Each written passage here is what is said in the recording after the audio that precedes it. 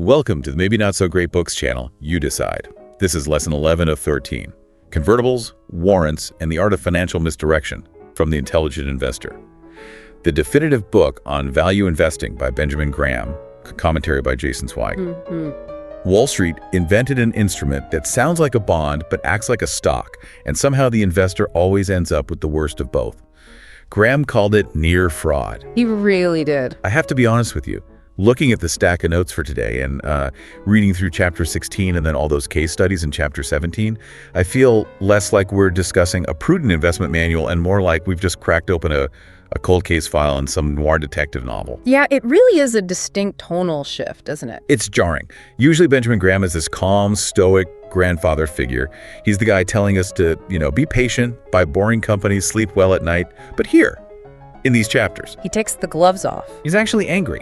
He is. For the last 10 lessons, we've been walking on the sunny side of the street, analyzing dividends, picking solid companies, understanding market fluctuations. The wholesome stuff. Exactly.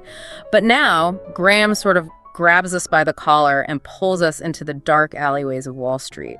This is the world of financial engineering. The dark arts of finance. Right. And his anger comes from a very specific place. He hates it when complexity is used as a weapon against the little guy. Yeah, so we're looking specifically at chapter 16 today. That covers convertible issues and warrants. And we're connecting it directly to those forensic case studies in chapter 17. The overarching theme here is complexity. But, and this is crucial, not complexity for the sake of precision. Right. It's complexity for the sake of obfuscation. I want to frame this right up front for anyone listening who might be tempted to tune out right now, because you might be thinking, well, I don't buy convertible bonds from 1970, and I certainly don't own railroad warrants, so this history lesson doesn't apply to me. Oh, but it does. Hold on, right. If you have ever been pitched a SPAC in the last 5 years, or if you've ever looked at a structured note from your bank, or even, and this is the big one, if you own big tech stocks with heavy stock-based compensation. Which is almost everyone. Exactly. Then this history lesson is actually a warning label from 1972 that applies directly to your portfolio right now. It's the architecture of a hustle. That is what we are studying today. Yeah. The names of the instruments, they change every decade. Sometimes they're called warrants, sometimes they're called units, sometimes it's performance shares. But the mechanism remains absolutely identical. Always. It is the mechanism of creating value out of thin air to benefit the issuer at the expense of the buyer. So let's jump straight into the deep end. We call this the hook. And honestly, the hook here is Graham's language itself. I actually went through and highlighted the adjectives he uses in this section. Let's hear them. Okay, we've got menace, potential disaster, thugs. Okay, he didn't actually say thugs, but he heavily implies it. He heavily implies it. He calls stock option warrants a near fraud. Which is incredibly aggressive for a textbook that is usually just about calculating book value. Right. Near fraud is a heavy accusation. It is. And you have to understand the context of who Graham was. He was a mathematician at heart. He loved clean numbers. He loved pure logic. Clean spreadsheets. Well, ledgers back then. Exactly. What he hated about these instruments, the warrants and the convertibles, was that they corrupted the logic of the balance sheet. They made debt look like equity and equity look like debt. They blurred the lines. They blurred the lines, and in that blur, money was stolen. And he doesn't just, throw out insults. He backs it up with a statistic that honestly made my jaw drop. I had to read it 3 times. He talks about the American and foreign power warrants. Ah, yes. Walk us through this, because the sheer scale of the wealth destruction here is just staggering. This is the definitive example of a financial bubble centered on a complex instrument. So let's go all the way back to 1929, the Roaring '20s. Peak mania. Peak mania. The American and foreign power company had these warrants trading on the exchange. Now, we need to be crystal clear on what warrant is before we get to the numbers. Good idea. A warrant, simply put, is an option to buy a stock at a certain price. It is not the stock itself. You don't own the factory. Right. You don't own the dividends. You own a piece of paper that says, I have the right to buy this stock later. It's a betting slip. It's pure speculation. You don't own the company. You own the right to maybe own the company later if things go extremely well. Right. And in 1929, the total market value of these warrants, just the betting slips, mind you, not the stock itself, was valued at over $1 billion. $1 billion. Yeah.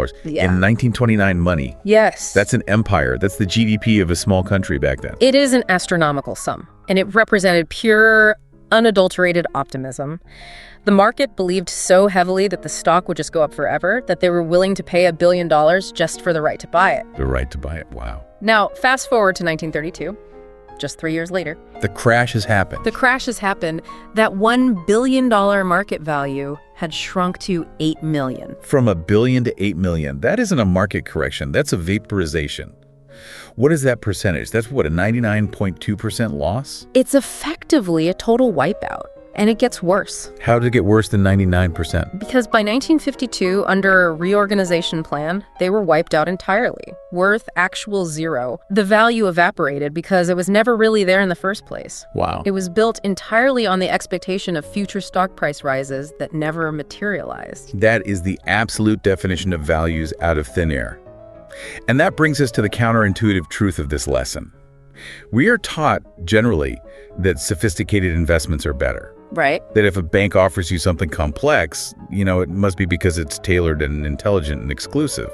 But Graham is arguing the exact opposite here. He is arguing that in finance, complexity is almost always designed to confuse the buyer and benefit the seller. Simple is transparent. Complex is opaque. These instruments, these warrants and convertibles, are pitched to investors as having your cake and eating it too. That is the fundamental sales pitch. I can hear the broker right now on the phone. Heads you win, tails you don't lose. Precisely. That is the siren song. They tell you, look, you get the safety of a bond, so if the market crashes, hey, you're a creditor. You get your principal back, you are safe. But you also get the upside of a stock. If the company takes off, you convert into shares and you get filthy rich. It sounds like the perfect investment. Why would you ever buy anything else? But Graham says it's a trap. Why? If I get the safety and I get the upside, where exactly is the catch? The catch is entirely in the pricing. Graham argues that there is no free lunch on Wall Street. To get that upside potential, you usually end up accepting a significantly lower yield, lower interest payments on the bond part. Oh, I see. So you are paying for that option every single year in the form of lost income. And the terms are usually structured so that if the stock skyrockets, the company forces you to convert, which caps your win or dilutes the stock. Right. And if the stock crashes, you're left holding a bond that pays very little interest, often from a company that issued these complex things because it was too weak to issue normal debt in the first place. So you get the lower yield of a bond and the full risk of the stock. Exactly. While the issuer gets cheap capital, that is the hook. The complexity hides the fact that the odds are mathematically stacked against you. Okay, let's unpack this core concept deeper. We really need to define these terms clearly because they sound like jargon, but they are actually mechanisms of extraction. Yeah. Let's start with convertible bonds. I want to understand the pure mechanics of the trade. Sure. A convertible bond is, at its absolute core, a corporate IOU. It's a debt instrument. The company borrows money from you and promises to pay you interest. But there's a kicker. You have the right to swap that bond for a set number of shares of the company's stock at a certain predetermined price. So, practically speaking, I'm lending money to, say, let's use Apple. I lend money to Apple, but if Apple stock goes to the moon, I can say, actually, I don't want my money back. Keep the cash. I want shares instead. That's the exact mechanic. And the pitch to you, the investor, is safety plus upside. Right. But Graham points out the grim reality. Because of that conversion feature, the company will pay you, let's say, 3% interest instead of the 6% they would have to pay on a normal straight bond. That 3% difference, that is the price of the ticket. You are paying for that lottery ticket every single year in the form of lost income. You're subsidizing their cost of capital. You're essentially paying an insurance premium for an event that might not even happen. Exactly. And here's the Graham reality check. If the stock crashes, you are stuck with the 3% bond when the market rate is 6%. Your bond is now worth less than par. You are heavily undercompensated for the risk you are taking. But here's the part that really gets people. If the stock does skyrocket, the company usually has a call provision. Okay, explain the call provision, because this feels like the hidden gotcha clause in the 40-page contract. Oh, it is the ultimate gotcha. A call provision allows the company to essentially buy back the bond from you at a set price. Wait, they can just take it back? Yes. If the stock price goes up enough to make your conversion option really, really valuable, the company will trigger the call. They will say, okay, We are calling the bonds. You have 30 days to either convert them into stock right now, or we will just pay you cash and take them away. So they force your hand. They completely force your hand. They won't let you sit on the bond and ride the stock to infinity while collecting interest if they can help it. They cap your upside. So the house always has an edge. If it goes down, you lose yield. If it goes up, they force you out or force you to convert. Right. Now, let's talk about warrants. Because Graham seems to hate these even more. I think he calls them an existing menace. What is the fundamental difference between a convertible and a warrant? A convertible is a bond that contains an option. A warrant is just the option. Just the option. Warrants are essentially long-term call options issued directly by the company itself. When you buy a warrant, you are buying the right to purchase shares from the company at a specific price sometime in the future. Okay, but we trade options all the time on the CBOE, right? People buy calls and puts every day. Why does Graham say this specific type creates value out of thin air? Why is it a menace? This is a crucial distinction to make. If you buy a regular call option on Apple on the open market and you exercise it, you are buying shares from someone else. Another trader. Exactly. The total number of Apple shares in the world stays exactly the same. The pie doesn't change size. Slices just change hands between traders. Okay. But with a warrant, when you exercise it, the company has to print brand new shares to give to you. Dilution? Pure, unadulterated dilution. Graham hates this because it creates a permanent drag on the existing shareholders. It's perfectly explained by the pizza analogy. I love the pizza analogy. Yeah. I think it's honestly the only way to really visualize dilution. Let's break that down for the listener. Sure. Imagine a company is a pizza divided into 8 slices. The current shareholders own those 8 slices. They are sitting at the table, napkins tucked in, ready to eat. Right. A warrant is like the restaurant selling coupons to random people standing outside on the sidewalk. And the coupon says, in the future, you can come in and demand a slice of pizza for $1. So the people inside the restaurant, the current shareholders, they think they own the whole pizza. They are looking at their 1/8 slice and calculating their dinner. Right. But when those coupon holders, the warrant holders, finally show up and say, hey, I want my pizza, the restaurant doesn't bake a bigger pizza. They can't just magically create more earnings to match the new shares. So what do? They take the exact same pizza and they slice it into 10 slices or 12 slices to feed the new people. The original owners suddenly have smaller slices. Their share of the earnings, their share of the assets has physically shrunk. And the thin air part, and I think this is what Graham is really attacking, is that the company sold those coupons originally and booked it as profit or capital right then. Yes. They got cash for the coupons. But the true cost, the smaller pizza slices, is borne entirely by the existing owners. Yeah. And it's hidden in the future. That's exactly it. The company gets cash now. The shareholders pay via dilution later. It obscures the true cost of capital. If the company had to pay cash to those people standing outside, it would show up on the balance sheet as an expense. It would be obvious. Everyone would see it. But by giving them warrants, it looks free. It looks like absolute magic. And this brings us to the mechanism of misdirection. Why do companies issue these things? Is it just to be, evil?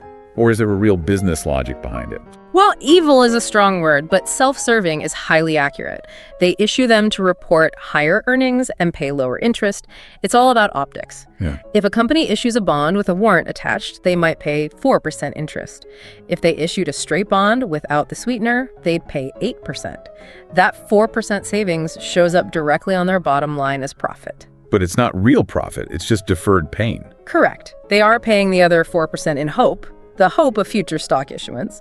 But accounting rules, especially in Graham's time, though it's still very tricky today, often allowed them to ignore that future cost. Wow. So the company looks vastly more profitable than it actually is. It creates a sort of reality distortion field around the company's true valuation. This highlights the massive asymmetry here. Because you have investment bankers, literally the smartest, highest paid math whizzes in the world designing these instruments. They are building complex Black Scholes models to price these options. And they are designing them for issuers who want cheap money. Yes. And who are they telling them to? They are selling them to unsophisticated investors, doctors, dentists, school teachers, who hear bond with stock upside and think, oh, safe with growth. Right. They cannot do the complex calculus required to value the option that's secretly embedded in the bond. Graham has a really great quote about this. He says, "The margin of safety is always dependent on the price paid." That is the absolute crux of his entire philosophy. You can buy a great asset, but if you overpay, you have zero margin of safety. Yeah. With convertibles and warrants, the price almost always includes a massive premium for the hope of conversion. You are usually overpaying for the option, which completely destroys your margin of safety right out of the gate. You're paying for a dream. You are buying $1 of value for $1.50 because the extra 50 cents is just the dream of getting rich quick. Okay, this theory is dark enough, but the stories are where the bodies are buried. Graham plays forensic accountant in chapter 17, and it is fascinating. He doesn't just talk theory, he names names. Because... Let's look at story A, the Eversharp trap. The Eversharp convertible debenture. This is a classic, painful example of what I call the greed penalty. So set the scene for us. Eversharp, which by the way is a great name for a pen company. It sounds so reliable. It does sound reliable. In the 1940s, Eversharp was a big deal. They made mechanical pencils and fountain pens. It was a very solid, respectable business. Okay. So investors bought these convertible bonds, and for a while, it looked like the absolute perfect investment. The company introduced a new type of ballpoint pen, and the stock just took off. It went vertical. The absolute dream scenario. You bought the boring bond for safety, and now the stock is exploding. Right. The stock price hit an equivalent of 220. Now remember, the bondholders have the right to convert into stock, so their bonds are now trading like extremely high-priced stocks. They're sitting on massive, massive gains. Huge paper gains. This is the moment where you feel like a genius. You know, you bought a safe bond, and now you're rich. You're at the country club, bragging to your friends. But here's the mistake, the fatal flaw. Instead of selling the bond to lock in the profit, they converted. Oh no. They handed in their safe bonds, their creditor status, and took the stock certificates. They wanted to chase the momentum. They wanted to be owners. They got greedy. They voluntarily gave up their creditor status, their absolute safety, to become equity holders at what turned out to be the absolute top of the market. Exactly. And then the crash came. The ballpoint pen market became saturated. Cheap competition flooded in. The stock completely collapsed from 220 down to 27. Ouch. 220 down to 27. That's a wipeout. It wiped them out. And here's the real tragedy of it. If they had just stayed in the bond, assuming the company didn't go totally bankrupt, they would have still had a senior claim on the principal. Right. They would have gotten their original $1,000 back. By converting, they rode the elevator up and the elevator all the way down. They snatched defeat right from the jaws of victory. And this leads to one of Graham's specific Wall Street maxims. Never convert a convertible. Never. That seems a bit absolute. Almost never. Graham argues that if you have a massive profit in a convertible bond, sell the bond, take the cash, Walk away. walk away. When you convert, you are moving from a senior position, a creditor who gets paid first in bankruptcy, to a junior position, a shareholder who gets paid last. Right. And you are doing it usually at the exact moment the stock is the most wildly overvalued. It is the height of folly. You're doubling down on risk just when you should be taking chips off the table. Yeah, It's totally psychological. You fall in love with the rising line on the chart. precisely. You forget why you bought the bond in the first place, which was for safety. Okay, story B. This one is my favorite because the accounting is just, it's audacious. NVF Corp and Sharon Steel. I call this the minnow swallowing the whale. This is a story of the conglomerate boom of the 1960s. This was an era where financial engineering really, truly took off. Set it up for us. You had NVF, which was a relatively small, boring industrial company. They had about $31 million in annual sales. So a small, unremarkable company. Very unremarkable. And they wanted to buy Sharon Steel. Sharon Steel was a giant in comparison. $219 million in sales. 7 times larger than NVF. That's like a local corner store trying to buy a Walmart. How do you even propose that? You can't write a check. You clearly don't have the money. You definitely can't pay cash. So you use what Graham calls funny money. Funny money. Financial engineering. NVF issued a massive amount of subordinated debentures, which are complex, highly risky bonds, and attached warrants to them. So they literally printed IOUs and lottery tickets. Yes. They basically went to the Sharon Steel shareholders and said, look, give us your massive company. We can't give you actual cash, but we will give you this mountain of paper debt that pays interest and these warrants that might be worth something if we successfully take over and grow. And the numbers. How much debt did they actually print for this? The deal created $163 million in new debt. $163 million. Against only $2.2 million in tangible equity. Wait, pause there. $163 million in debt supported by just $2 million in equity. That's a leverage ratio of what, 80 to 1? Roughly. That's not a balance sheet. That's a bomb waiting to go off. It's pure insolvency disguised as expansion. But here's the collector's item part that Graham just loves to hate. This is the accounting magic. To make the books actually balance, the accountants let NVF list the debt discount as an asset. Okay, explain that. I'm visualizing a balance sheet in my head. Debt is a liability. Always. A discount on debt means the debt is bad, right? It trades below par. How on earth does that become an asset? It's completely absurd. So the bonds they issued were so risky that they were actually worth far, far less than face value on the open market. Right. If you issue a $100 bond, but the market says it's junk and it trades at $40, that $60 difference is a discount. It represents a massive cost, a future liability you have to pay back fully, even though the market thinks it's garbage today. Yeah. But NVF recorded that $60 discount on the asset side of the balance sheet. They essentially argued to the auditors, hey, this future cost is a present asset because it allowed us to do the deal in the first place. That is literally creating values out of thin air. We owe a lot of money. And the fact that we owe it so terribly is an asset to us. Exactly. Graham called it a collector's item. He was being deeply sarcastic, of course. I would hope so. It was pure accounting magic. It made a company that was practically drowning in toxic debt look like it had a strong balance sheet. It allowed a tiny, weak company to swallow a giant one, purely through the manipulation of complex paper. And this illustrates the core danger of financial engineering. Complexity allows weak companies to look artificially strong. It allows them to make acquisitions they have no business making. If NVF had to pay hard cash, the deal never happens. Context securities are just the grease that allows bad deals to slip through the system. Which brings us perfectly to Story Ceiling Temco Vaught, or LTV. This is the empire of debt. James Ling, he was the absolute poster child for the conglomerate era. He was sort of the Elon Musk of the 1960s in terms of sheer hype and reality distortion. He bought everything, didn't he? Everything. Steel, meat packing, electronics, rental cars, you name it. He built LTV from $7 million in sales to $2.8 billion in just a few short years. A total rocket ship. A rocket ship fueled entirely by debt and highly complex securities. He would buy a company, split it up into pieces, issue complex bonds against those separate parts, and use that new money to buy the next target company. Just a perpetual motion machine of leverage. Yes. And the stock went as high as 169.5. Everyone loved it. The bankers loved it. The analysts loved it. The public couldn't get enough. And then? Gravity. Gravity always wins. It fell from 169 to 7.125, a 96% loss. 96% loss. From 169 down to 7. But the truly interesting part here isn't just that it crashed. Bubbles crash all the time. It's the bankers. Graham points out that highly respected banking firms, the so-called smart money, were actively offering new stock to the public at $111 right before the entire thing collapsed. Why? Why were they selling it if it was clearly about to implode? Were they just stupid? Or were they complicit? A bit of both, honestly. The financial technology of the era totally dazzled them.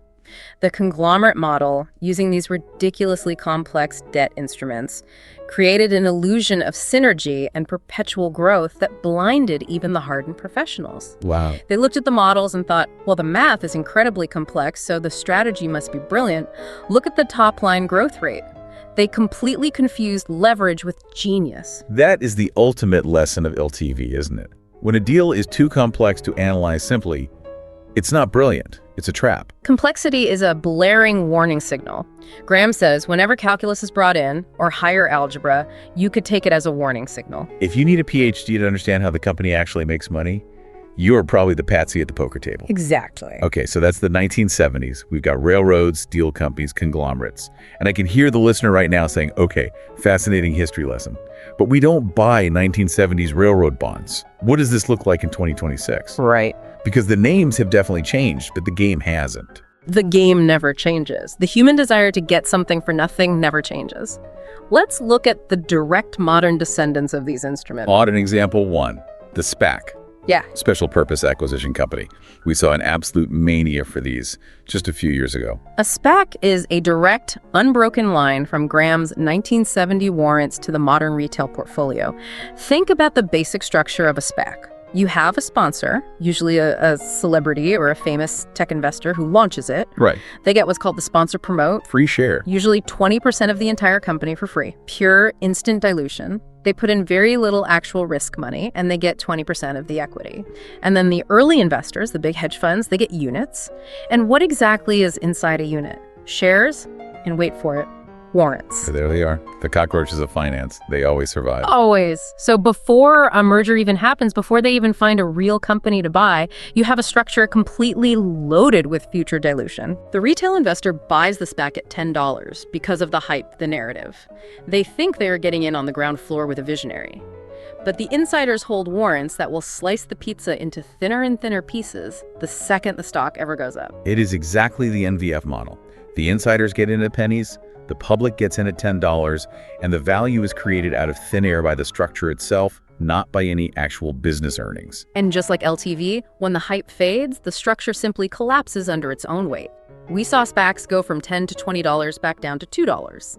The values out of thin air criticism applies perfectly to the SPAC boom and bust cycle we just lived through. Modern example 2.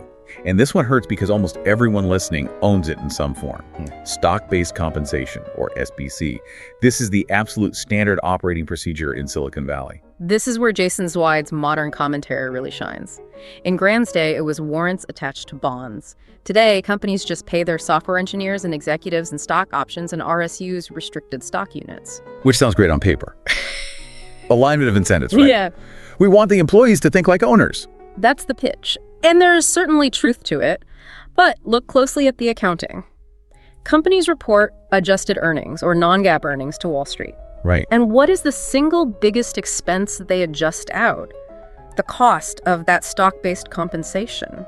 They pretend it's not a real expense because it's non-cash. Okay. They say to the public, well, we didn't write a check, so it didn't actually cost us anything. But it is a very real expense to you, the outside shareholder. If a company issues 5% of its stock every year to pay employees, your slice of the pizza is shrinking by 5% every single year. Right. That is a cost. It's a massive inflation of the share count.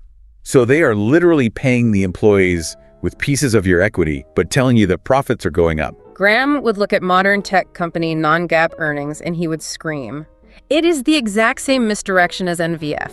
They are ignoring a massive structural cost to make their earnings look stable and growing. Well, if you treated SBC as a hard cash expense, which it effectively is, structurally, many of these highly profitable tech companies would look barely profitable or even deeply loss-making. that is a deeply sobering thought.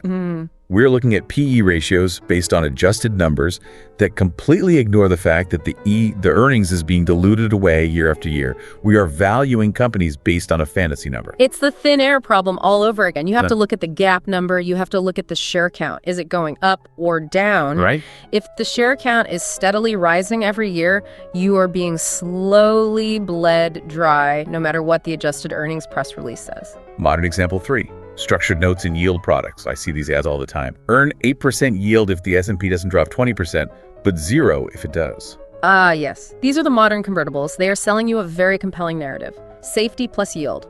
But look at the underlying math. How does it actually work? The bank is taking your money, buying the market, selling options against it to generate income, skimming a huge layer of fees off the top, and then giving you a capped return while you still hold all the tail risk. So if the market crashes 30%, you lose. If the market moons 30%, you get capped at 8%. Exactly. The bank wins on the math, the customer buys the story.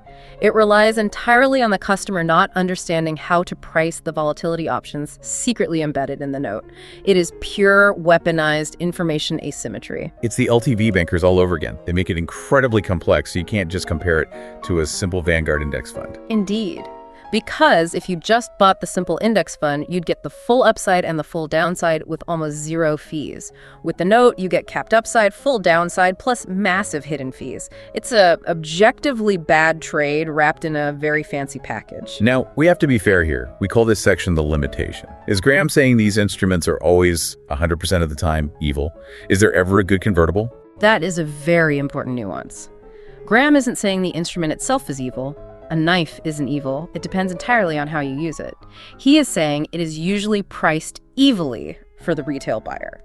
Okay, so who uses them correctly then? Who are the people buying these things and actually making real money? Professional arbitrageurs. Multi-billion-dollar hedge funds. Oh, what are they doing that I'm not? A hedge fund might buy a convertible bond from a company and simultaneously short sell that same company's stock. Oh, I see. They are completely hedging the directional risk. They are just playing the mathematical spread between the bond's yield and the implied volatility of the stock option. They honestly don't care if the company succeeds or goes bankrupt. They just care about the math balancing out. They're treating it as a volatility machine, not an investment in the underlying business.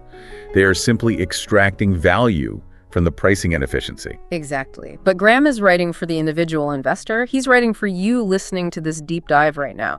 You don't have a highly sophisticated hedging desk. You can't easily short the stock against the bond in perfect dynamic ratios.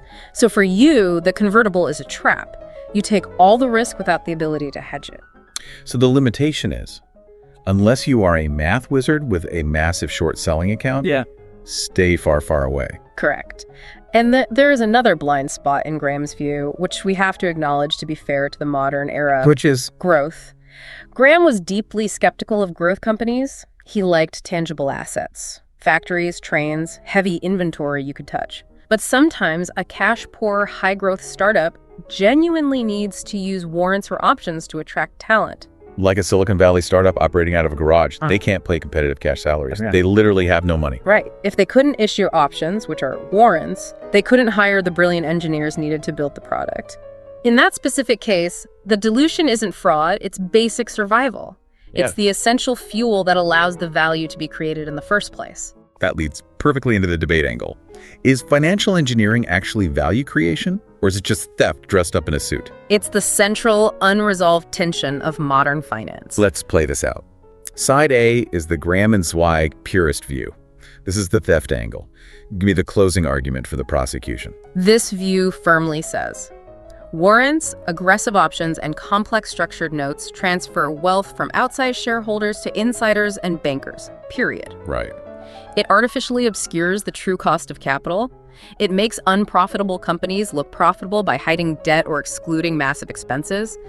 Graham calls it near fraud because it relies entirely on the buyer not understanding the math. It is inherently predatory. It creates a casino where the insiders have completely rigged the slot machines. Okay, very strong case. Now, side B, the modern Silicon Valley view, give me the defense. The defense argues, without these flexible instruments, rapid innovation dies. Top-tier engineers want massive equity upside, not just a safe salary. If Google or NVIDIA couldn't issue options, they never could have hired the talent that built the tech that literally changed the world. Sure. Financial engineering efficiently matches capital to specific risk appetites. It allows investors to customize their exposure. If I want a bond with an equity kicker, why shouldn't I be legally allowed to buy it? Complexity allows for tailored, precise risk management. So, who is right? They both are, honestly, depending entirely on the company. In the hands of a highly responsible, massively growing company like Google in 2004, stock options are rocket fuel. Right. They align everyone to build a massive pie. The dilution is completely worth it because the overall pie grows 100 times larger. It's in hands of a promoter. Like AAA Enterprises in the 1970s or Yeah. some of the sketchier EV SPACs of 2021. It's a weapon. It's just a mechanism to extract cash from the gullible public before the underlying business inevitably collapses. So the synthesis is, the tool itself isn't the problem. The intent of the management and the transparency of the structure are. Exactly. And the investor's sole job is to discern the difference. Which brings us to the fully diluted number. Right. Never, ever look at the headline share count on Yahoo Finance. Look at the fully diluted share count deep in the 10K.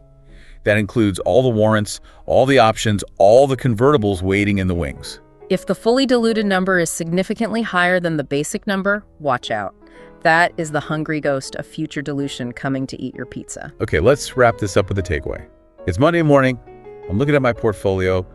I don't want to be the patsy at the table. What do I do? We have 3 specific actionable rules based on this lesson. Action 1, the footnote check. Whenever you look at a stock's PE ratio, just stop.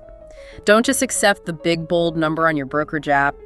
Dig 1 inch deeper into the financials. Look for diluted EPS versus basic EPS. Earnings per share. The difference is the warrant penalty we've been talking about. Exactly. If the basic EPS is $2, but the diluted EPS is only $1.50, that means there is a massive looming overhang of options just waiting to dilute you. Wow. You are buying a much smaller slice of pizza than you think. You need to value the company based strictly on the $1.50, not the $2. Action 2. The convertible maxim. This one is brutally simple. If you ever hold a convertible bond, maybe you inherited it, or your wealth advisor put you in one years ago and it has a huge paper profit because the stock went way up, sell it. Sell the bond. Do not convert. Do not convert. Do not willingly turn a secured senior debt into a speculative junior stock at the absolute top of the market cycle. Take the cash. Take the cash, be the casino, not the gambler. Yeah. Lock in the absolute win and walk away. And action 3. The complexity heuristic. This is my absolute favorite. It's Graham's razor. He said, whenever calculus is brought in or higher algebra, take it as a warning signal. If you can't easily understand the payout structure on a bar napkin, You are the patsy. Don't buy it. If your bank has to use a dense 40-page prospectus to explain exactly why this specific note yields 8%, it's because the real risks are intentionally hidden in the footnotes on pages 30 through 40. keep it simple. Stick to what you can easily understand. Simple stocks, simple bonds. You know, it's funny. We so often think of scams as just illegal Ponzi schemes. Bernie Madoff stuff. Guys running off to non-extradition countries with suitcases of cash. But Graham teaches us that the absolute most dangerous scams are perfectly legal. They are buried deep in the prospectus, they are signed off by the top auditors, and they are aggressively sold by the biggest, most respected banks in the world. The scam isn't that they steal your money in the night. The scam is that they use math to convince you to hand it to them in exchange for a security that is mathematically designed to lose. Legalized extraction. That is what we must constantly guard against, and the only true defense against it is simplicity and relentless skepticism. That was lesson 11 of 14 on The Intelligent Investor, the definitive book on value investing. Subscribe for the full series if you haven't seen our debate overview of the whole book. Check that out, link in the description. Thanks for being here. See you next time.